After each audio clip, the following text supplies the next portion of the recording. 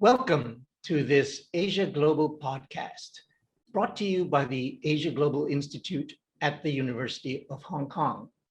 I'm your host, Alejandro Reyes, the Institute's Director of Knowledge Dissemination. In our programs here in Hong Kong and online, and in the content that we produce, we focus on presenting Asian perspectives on global issues. This podcast is part of our Meet the Author series, where we have a conversation with contributors to AsiaGlobal Online and other publications of the Institute. Joining me now from Honolulu, Hawaii, is Lieutenant General, retired from the US Air Force, Dan Leaf, a retired three-star general and United States Air Force fighter pilot with air and land combat experience. He served as Deputy Commander of the US Pacific Command from 2005 to 2008, and was the director of the US Department of Defense's Daniel K. Inouye Asia Pacific Center for Security Studies. His essay, An Urgently Practical Approach to the Korean Peninsula, won the Oslo Forum's inaugural Peacewriter Prize in 2017. So, Lieutenant General Lee, Fig, if I may, welcome. Please do.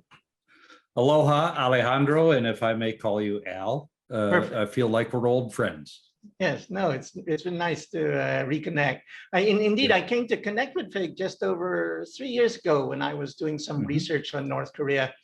I read his comprehensive yet concise and thoughtful essay on this practical approach to the Korean Peninsula and was struck immediately by how much sense his various points made.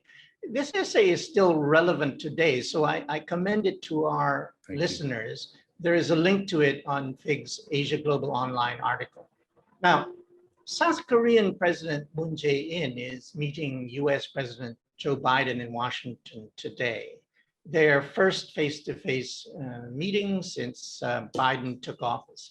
And notably, this is the second physical encounter with a world leader for Biden after his meeting with Japanese Prime Minister Yoshihide Suga a few weeks ago. So the Biden administration seems focused on this part of the world in Asia Pacific. Now, Fig, in your piece, you warned that not much may come out of this meeting. And so you're making an argument that the Biden administration should make a bold move with regard to North Korea. In line with the president's recent announcement that the US will support the global COVAX initiative to supply COVID-19 vaccines to countries around the world. You call for Washington to make a bold unilateral offer to send COVID-19 vaccines to North Korea, bypassing the COVAX arrangement for which the DPRK is eligible. The aim would be to reopen the doors to diplomacy and in the long term, the denuclearization of the Korean Peninsula. Tell us more about this idea of yours, this proposal, which really is very interesting. Well, Al, it is outside the box, I think. And that's how I think about North Korea. I think a lot about North Korea because of the decades-long human tragedy that has existed there and doesn't have to, and also about the nuclear tensions. So when I heard about President Biden's plan to release 80 million vaccines to the world through COVAX, just thought, hey, let's do this with purpose, with specific purpose, and try to change the dynamics of the US-North Korean relationship. And it's one example. It's a long shot, and it's unconventional wisdom. But the thing about US policy towards North Korea is that conventional wisdom has failed for decades. And it's a bipartisan failure. I'm a very apolitical guy. I'm not going to judge politicians of either party because that's not me. But strategic patience or whatever label you put on policy is all involved conventional wisdom and transactional diplomacy. And we're in a very dangerous status quo. Made a little progress with the summits, but we've got to do things differently. And this is a way to do things differently, Right. but more importantly, do things that are moral. The North Korean population is at risk. They need vaccines. COVAX has been unable to deliver, should have long ago, in my estimation. And so why not try this? There's a lot to unpack there. Now you're calling for something sort of out of the box thinking because previous approaches have not worked. Now, the last administration of President Donald Trump did take some really kind of out of the box approach with the summits that you mentioned, Singapore, Vietnam, and then at the DMZ. And it was a kind of top-down approach to diplomacy, if you will, sort of unconventional. Where are we now then in terms of the U.S. North Korea relationship? Because it seems that things soured towards the end of the Trump administration. There had been that supposed love affair between President Trump and North Korean leader Kim Jong-un. So where are we now? What sort of, I mean, is Biden picking up the pieces, or is it too complex now? Has it become sort of very muddied? What are your thoughts? Could be all of those, Al. I mean, there's nothing easy about the North Korea challenge, or it would have been solved by now. Right. But I think we're more stalled than stymied, or the picking up pieces. The challenge has been for many years balancing engagement, cooperation, whatever you want to call the positive side, with pressure on North Korea. And that's a real challenge. And that's why initiatives such as I proposed in the essay that you read and this vaccine initiative are, okay, here's a case where the United States will do the right thing. We'll see what happens, but we're going to change the dialogue and not get into that transactional business where we offer, they refuse, we negotiate, we make agreements that aren't ever kept, sometimes not kept by either side. So it's okay, we're doing the right thing, let's change the dialogue. And if it goes further, there's a lot of progress. If it doesn't go very far, if North Korea were to refuse the vaccines, then morally, at least we tried, and B, it's a different sort of a dialogue than the back and forth tit for tat. Let's talk about nukes first. Nuclear weapons, denuclearization is very important, but we're not going to solve that today or next week. So let's do things that we can do. And we could do this. Now indeed, one of your proposals is that, that the approach to North Korea has often had the denuclearization goal as kind of knitted through every single issue. But you were sort of, as you just sort of articulated, that perhaps progress is better done by not making the denuclearization the kind of be all and end all before you can make progress on other issues.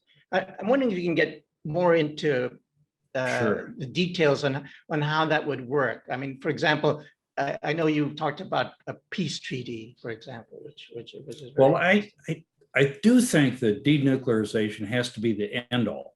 Right. It has to be the long-term goal because, well, first of all, North Korea with nuclear weapons just makes the region, Northeast Asia, and the world less safe.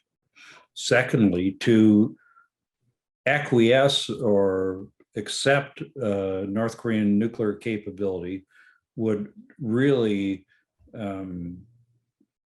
invalidate the Nuclear Treaty on Non-Proliferation, the NPT, all the names it has.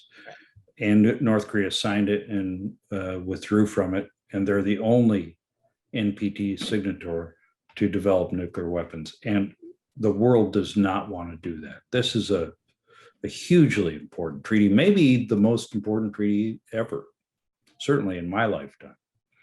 So denuclearization has to be the goal. but it can't, so it's the end all, but it can't be the be all, because that's a hard problem to solve, to say, give up your nuclear weapons and do it now. That probably isn't going to happen. If I were Kim Jong-un, I wouldn't look to do that. So the others in the all have to be things that are achievable. And generally, they can't be a matter of bargaining. The vaccines are one example. Another example of just doing the right thing, not in a negotiation mode, is for the US and the Republic of Korea, South Korea, to advocate for normalization of North Korean maritime boundaries. That's one I really believe in, because at the end of the Korean War, North Korea did not get a good deal, and the current boundaries, the maritime boundaries on the west side of North Korea, are totally out of sync with modern norms, and we're governed by rules, norms, standards, and laws, and it doesn't fit in any of those. So the U.S. and South Korea could say, "Hey, let's normalize that," and I won't go into the process, but there is a process. And the one that we were talking about and that I wrote about recently is just to offer to provide vaccines and see if it works. Don't get into I'll give you this, you give me that negotiation, a transactional mode, because that has never worked with North Korea. Now, just apropos of this, the idea of negotiating territorial disputes or the waters boundaries, and then indeed a peace treaty. Yeah, we didn't. I find it fun. I mean, just as a layman, I haven't been covering North Korea closely for as long as you have, but it would surprise many people to think that, well, there's no peace treaty. There was no. There was simply this armistice, and there was no resolution really of after the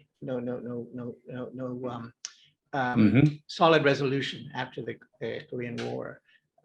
What are the obstacles to that? Because it seems rather surprising.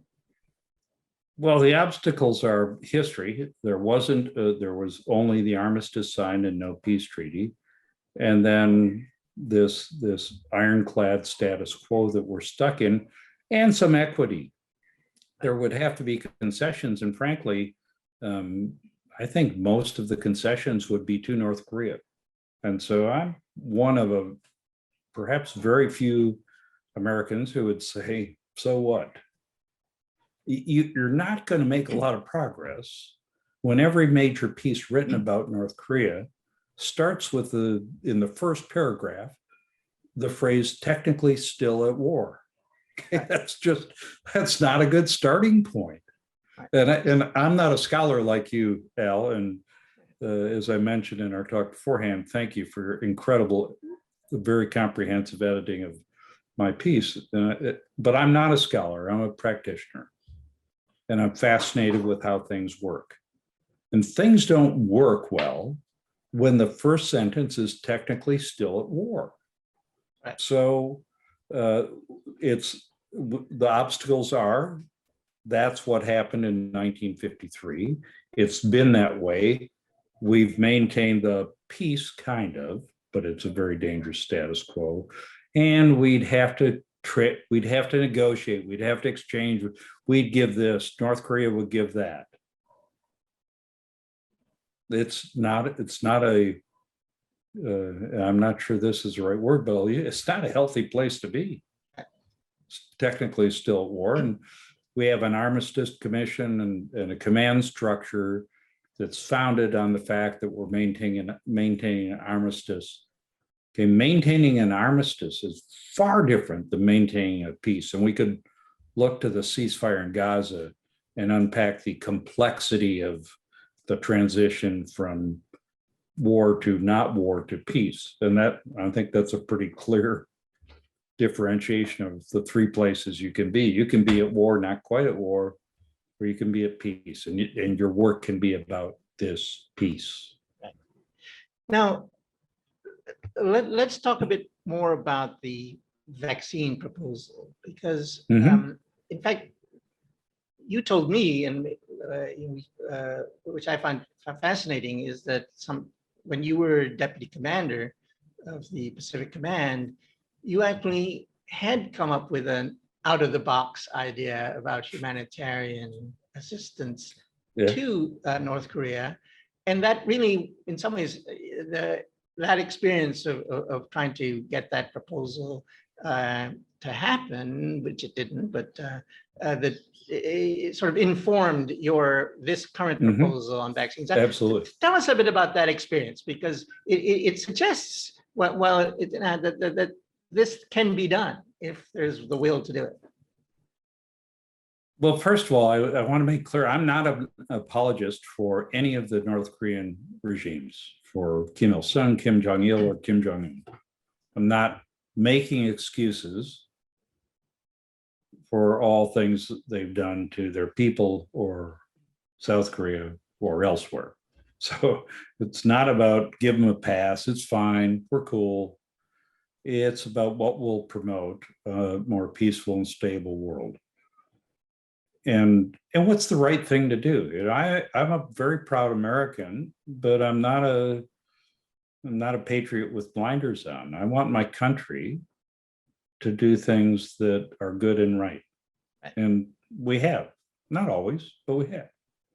The tsunami aid after the Boxing Day tsunami in 2004 is a good example where the US provided aid quickly and without conditions, as we should, because we have the capacity.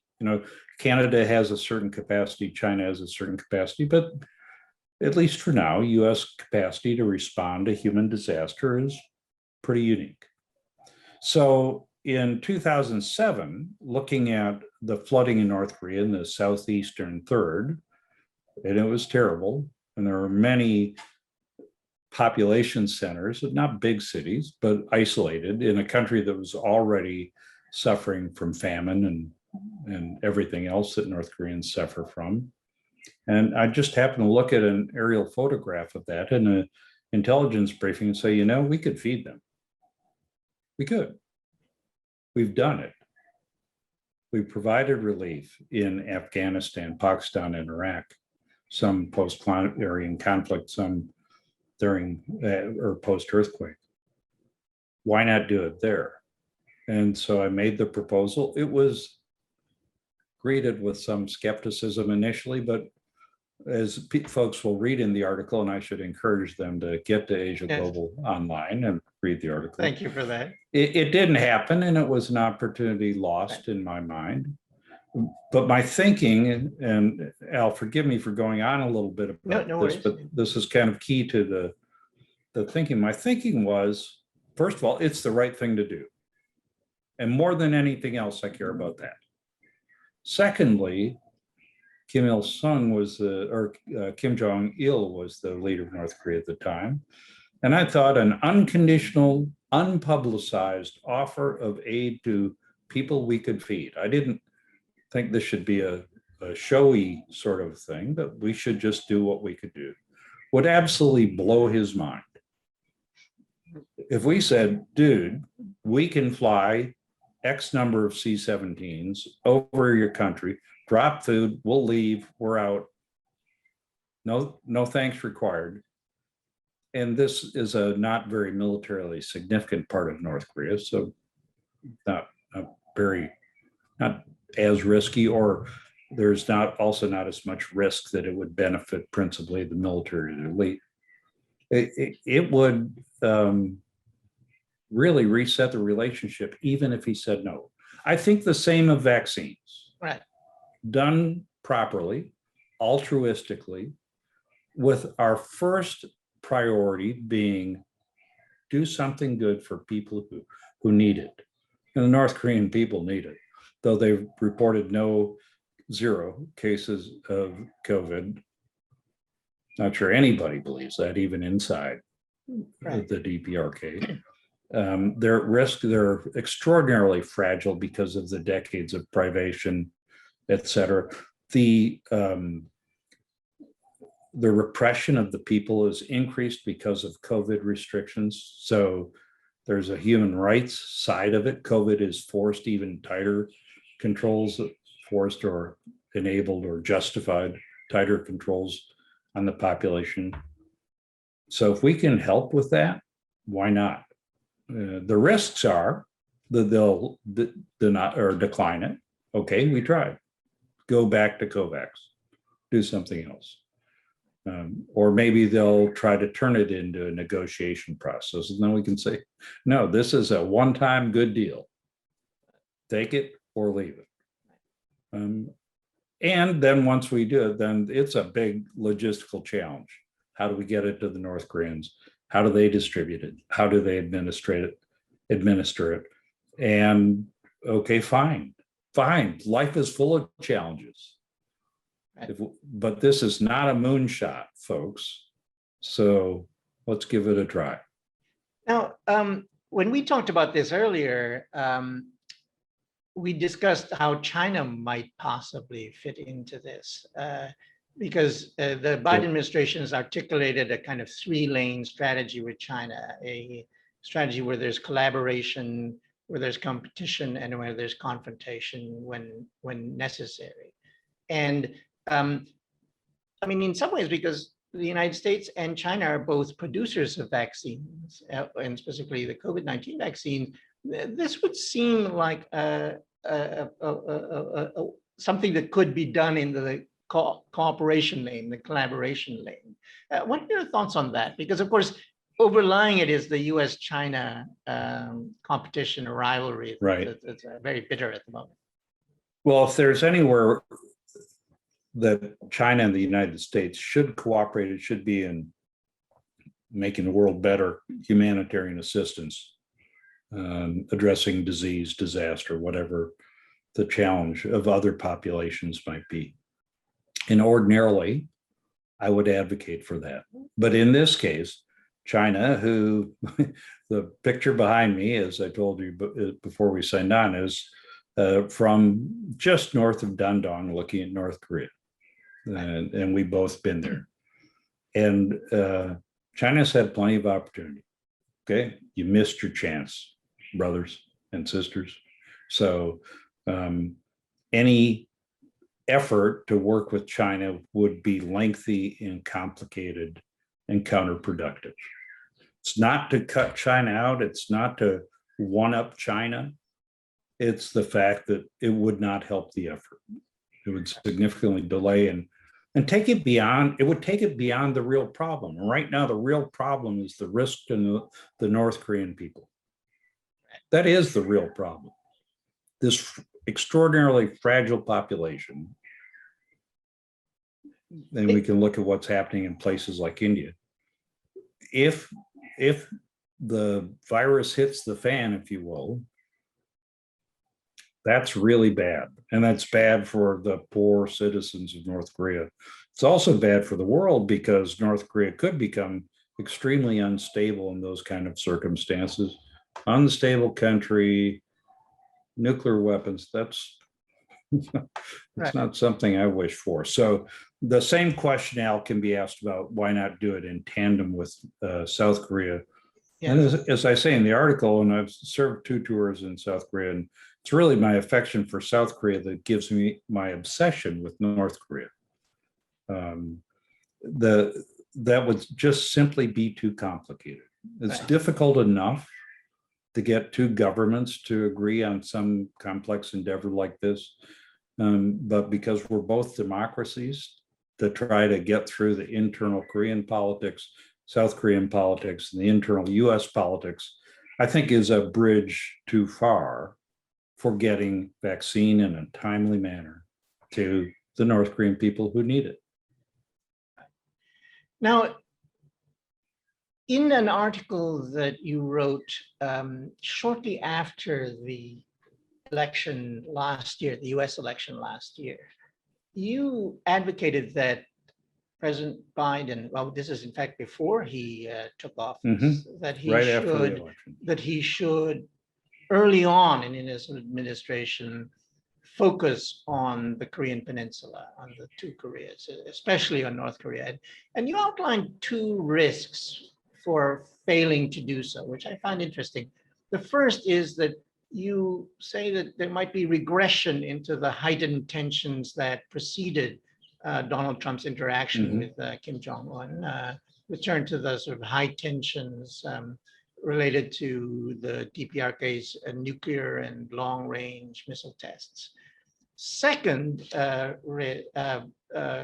possibility is that there might be a passive approach to Kim might push the Pyongyang regime into a tighter orbit with China, which would serve neither the US nor the North Korean well. I'm wondering if you could talk a bit about that, because given that we're on the eve of this meeting between Moon Right. Jae-in and President Biden, well, this is possibly where that direction is going to be set after this, that there'll be much more, at least the Biden administration will presumably shape better its approach to North Korea. What are your thoughts then? My first thought, Al, is that spoken truly like somebody who's served in government and seen how the focus of a government coalesces around the events of the day or the week. So you're right. Right now, people in Washington, D.C. are no doubt all about Korea, with the very notable priority on Israel and what's going on in Gaza. So not completely focused, but it's a focus. It's a time they're thinking about it and trying to figure out what to do. And the easiest thing to do is nothing. And that nothing, I think, is the word I would apply to the concept of strategic patience.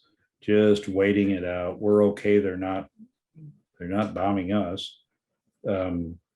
Sort of an attitude. But I do think that's dangerous.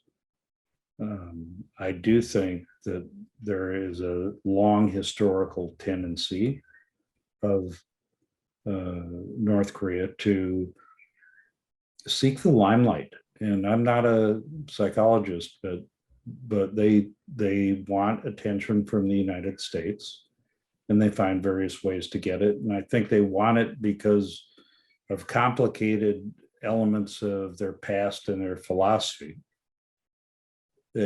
So I'm not going to unpack all that right now, but history tells us if we're not paying attention, they'll get our attention. And it's almost always through heightened provocations or heightened tensions and provocations of some sort. And that's not good. They have nuclear weapons, and we here in Hawaii went through a very extraordinary day, 1 January, where we thought we were being attacked by North Korea.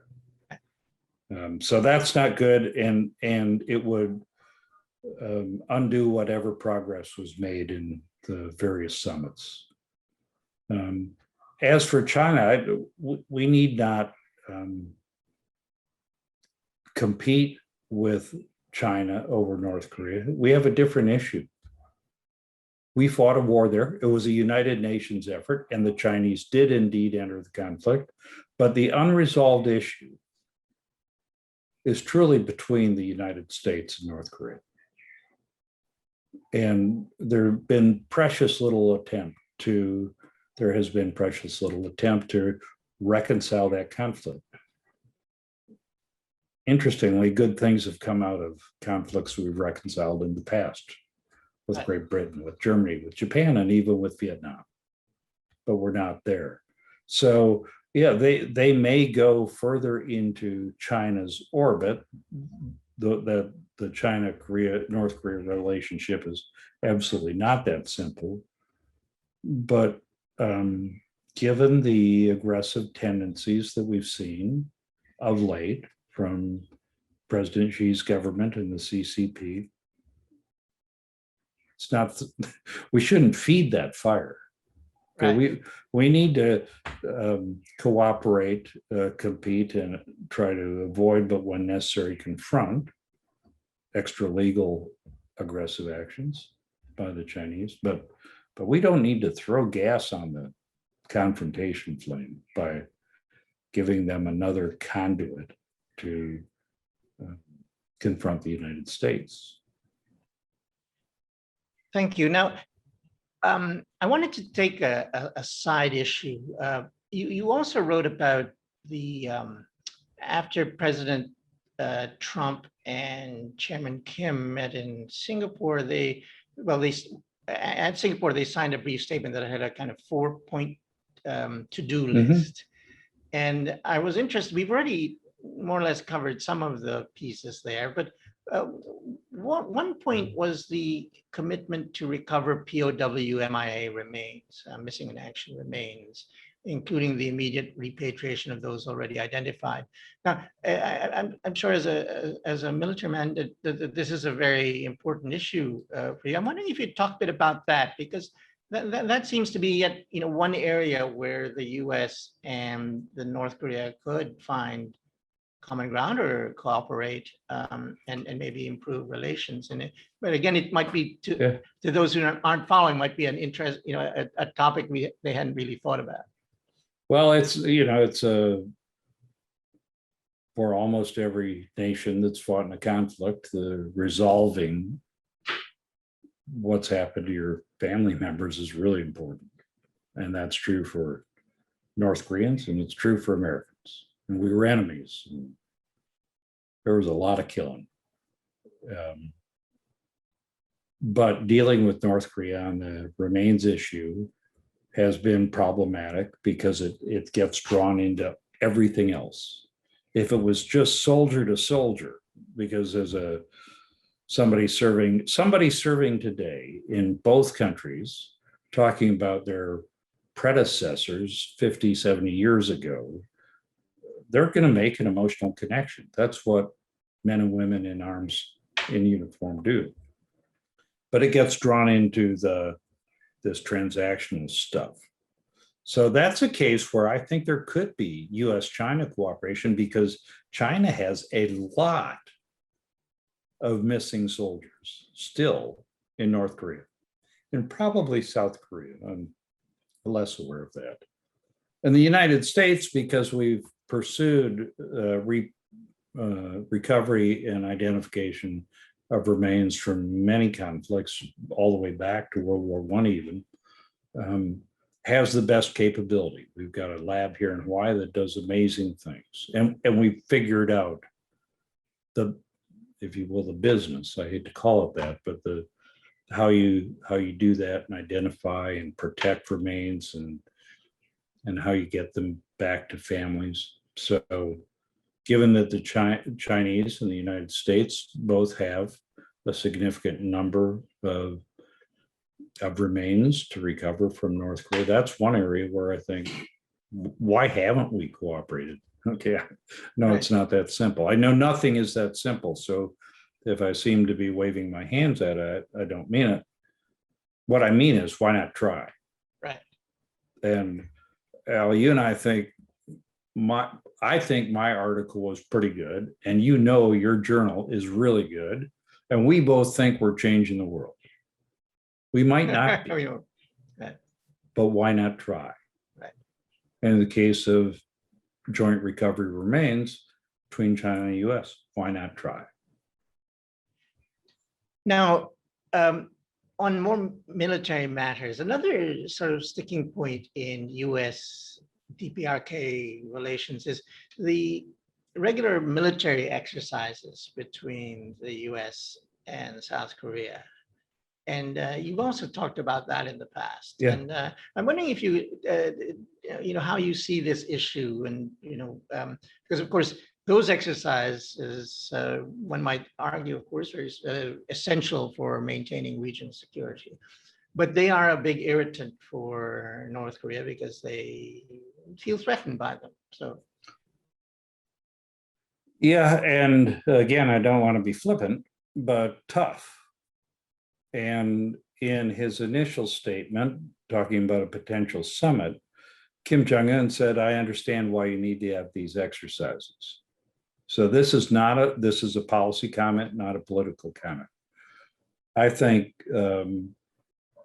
President Trump's probably well-intended offer to cease the joint exercises, or suspend them, actually, not cease, that was a really bad idea, because Kim had tacitly, actually explicitly accepted them. And as I said earlier in our discussion today, one of the real challenges has been how we engage and confront simultaneously with North Korea.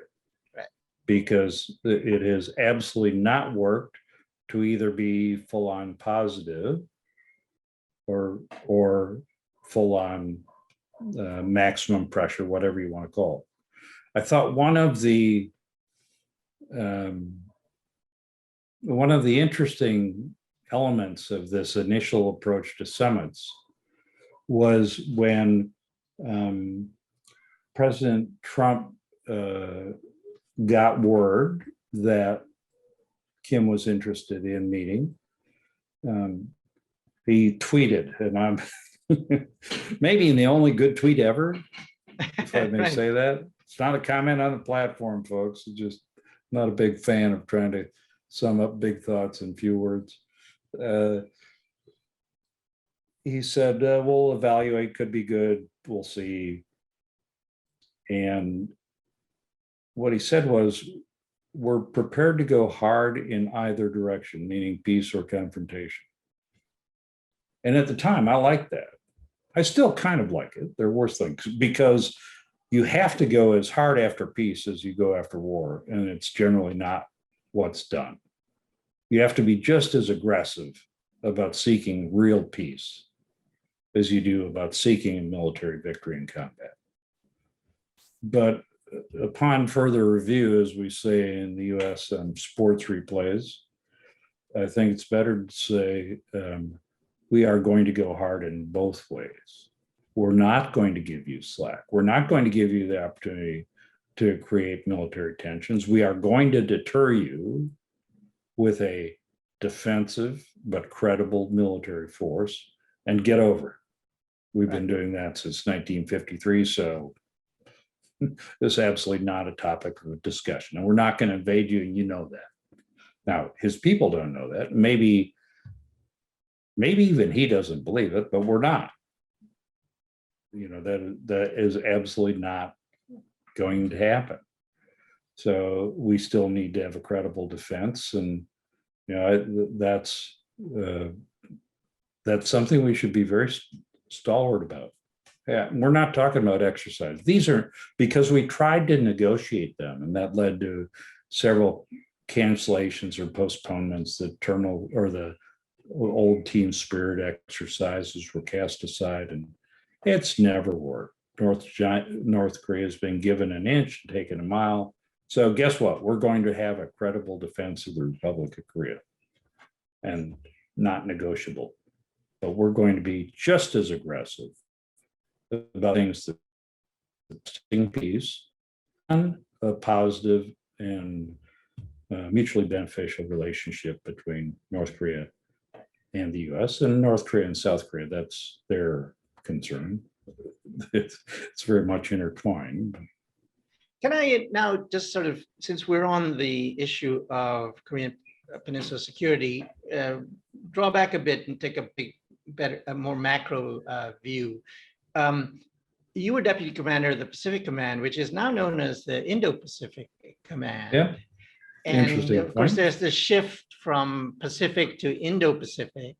And of course, we've seen the Biden administration already put some emphasis on the reemergence of the Quad as a kind of security dialogue or security framework. And of course, the Quad was born out of humanitarian response in the region.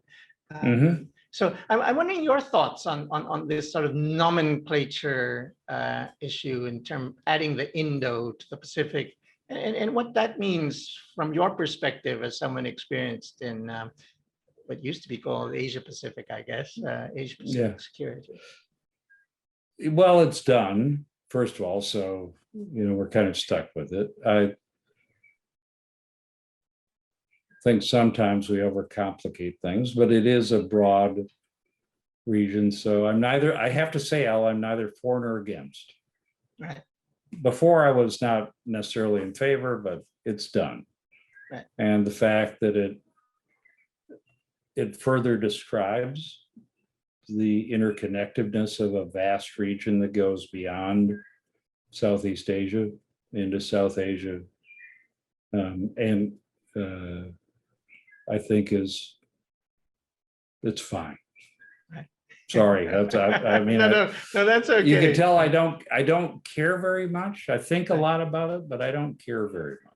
This is one of my pet issues, I will admit. So now I'm wondering if you could talk a bit about your phase -1 concept, because I think that way of thinking and also is really something that I find very interesting from your in terms of your. Well, we insight. talked about it, Al, 3+ years ago, because it is fundamentally how I think about these issues. And it comes from being the lowest common denominator. Unlike some people on this webcast, I didn't go to Oxford or Harvard, and I know you did. And I try to, I just have to understand how things work.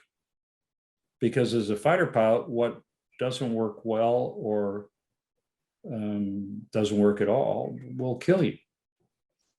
And what works well keeps you alive. So I'm all in favor of things that work. I usually express that more pithily, if you will, in polite conversation.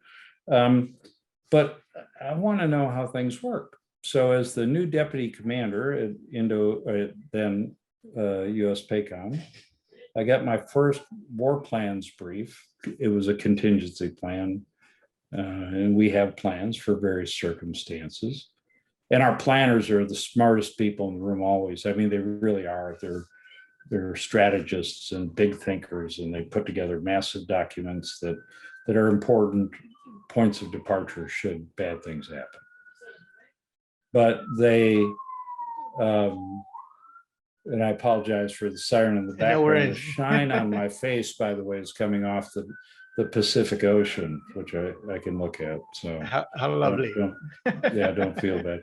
But so I got this plan brief, and US operational plans are structured from phase 0, the status quo, which must be dangerous or we wouldn't need to plan, to phase 1, which is often heightened tensions, phase 2, initial conflict, phase 3, war, phase 4, 5, 6, 7, whatever follows. And they're excruciating briefings for somebody like me who has the attention span of an adolescent. All very important and meaningful, and a lot of work goes into them, and it's part of how careful the US military is about what they do. But at the end of this long briefing, I looked at the planners, colonels and Navy captains, Army and Air Force colonels, having gone through phase 0 through 4, 5, 6, everything getting worse. And I said, where's a plan for phase -1? And they looked at me like I had 2 heads. I mean, and I'm the new deputy, so they don't know what to make of this 3-star. And they really looked at me like that and said, well, what do you mean? I said, well, okay, all of this planning goes in a direction we don't want to go in. That's a bit of an overstatement because there are plans to apply deterrence and other things. And we talk about speed bumps and off-ramps and other lovely highway terms that are intended not to get to war. But the planning is all in that direction, or the best it is back to the dangerous status quo that requires the plan. So how are we going to fundamentally change this dangerous status quo so we don't need this damn plan? Right. Okay, simple question. And the answer after they figured out that I was serious, that took a few minutes, was, well, sir, that's not really our job. And, that we were given this, these plans are prescribed, and, a lot of reasonable answers that, frankly, I didn't accept. Because if you don't consciously plan to get to this less dangerous place, you're not going to get there except by accident. And I'd cite a couple examples of phase -1 thinking. I think President Ronald Reagan, in his approach to the Soviet Union, was trying to drive to a better place. So you can argue the methods or the effectiveness or who gets credit, but having read much of what he wrote and listened to much of what he said, he wasn't going there accidentally. He wanted to defeat but not destroy the Soviet Union and create a different paradigm where we weren't in a mutually assured destruction environment. And he did.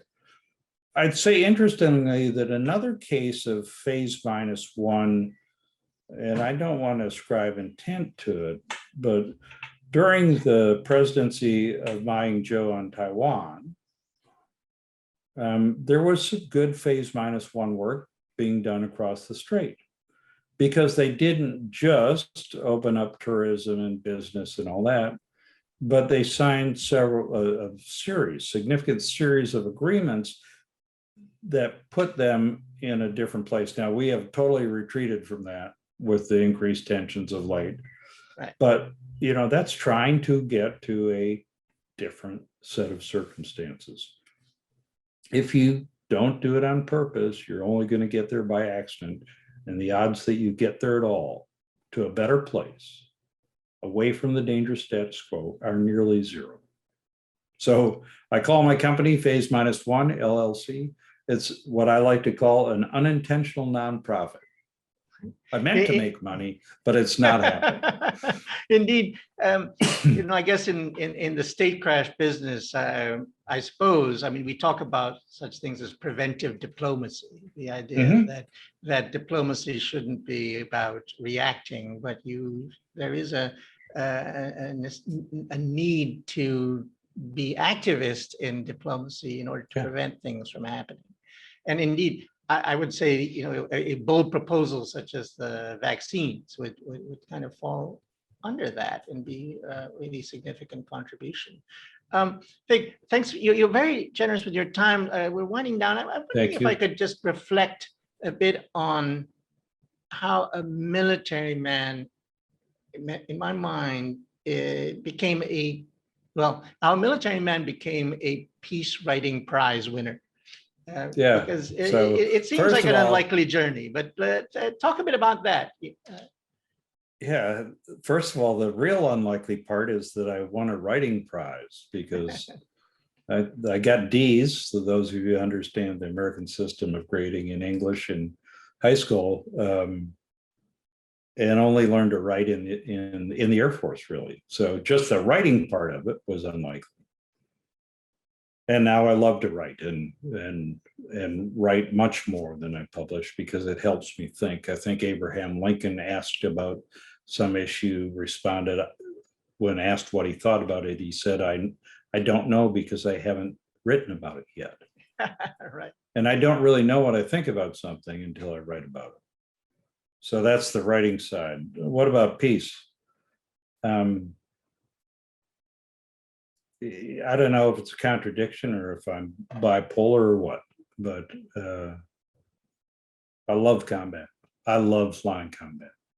I flew combat with some great guys and flew in conflicts where I think we belonged, and there is nothing like it. And I can't describe it to any of your viewers who haven't done it.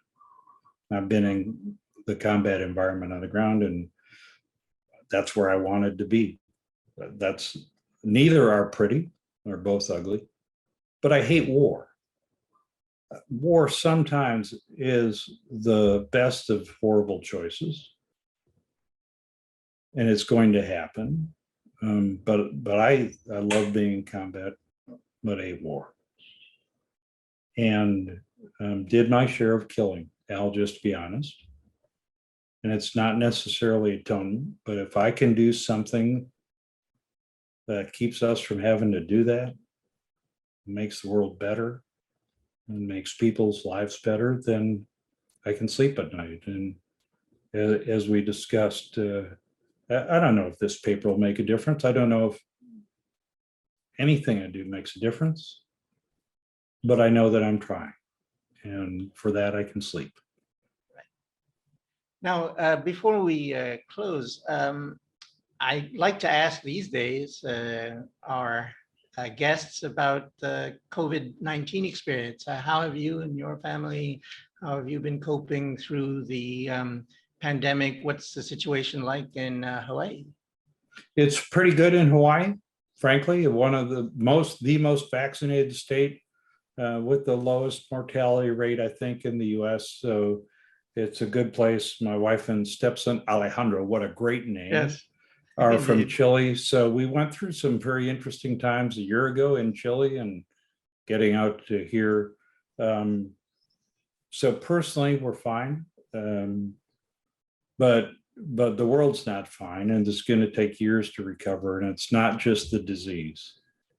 My wife and I were talking about one of the local marketplaces, mall with a bunch of international food stands, and talking about the fact that every closed kiosk here in a diverse international place like Hawaii has ripples that probably cross the ocean. You know, so many of our food merchants are international, and so many of them were sending food home or money home to families in name a country. And that's not happening. So it's not just that they're struggling and maybe they're getting some COVID relief from the government, but that doesn't get money home to the family that's counting on them in, again, name a country. So don't think much about that. I do think about the human toll beyond the disease. And it's tragic. Indeed. Fig, this has been really a privilege, and Likewise. really thank you so much for your time, your generosity, your insights. It's good to connect with you again after Likewise. meeting you first time online as well 3 years ago. I commend to our listeners and viewers Fig's article on AsiaGlobal Online, and his other articles. We have links to them on his article page. Go to the AsiaGlobal Online website, Asia Global Institute website, and sign up for to receive our email and information. And follow us on social media: Facebook, Twitter, LinkedIn, YouTube. You know the drill. Fig, again, really, this has been fascinating. I appreciate very much your thoughtfulness and your insight, and thank you again for contributing. And yours as well, Yes. Al. Thank you. So thank you, and we'll keep watching North Korea and hope to listen to you again sometime about all these important issues. So thank you. Aloha.